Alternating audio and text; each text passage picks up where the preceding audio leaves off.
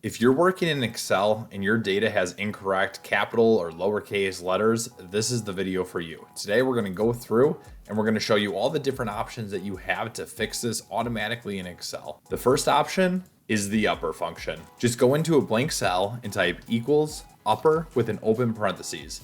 Then click on your data that you want to fix, close the parentheses, click enter, and you'll see that the data will return with all capital letters. Now your second option is super similar, but the exact opposite, and that's going to be the lower function. You can probably guess this, but again, go into a blank cell and type equals lower open parentheses. Again, we're going to reference the data that we want to change.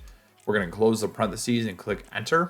And this time it's going to return your data, but it's going to take it and make it all lowercase letters. Now the last option is a little bit different from this, and it's called the proper function. Go into a blank cell, type equals proper with an open parentheses, reference the cell once more by clicking on it, close the parentheses, and then click enter. And what the proper function does is that it returns the first letter of each word with an uppercase letter, and then the rest of the word will have lowercase letters. So this of course works very well with names because you're gonna have an uppercase letter exactly where you want and lowercase for the rest. Of course, it's important to note that if you're using any of these functions, you don't need to continue to type them.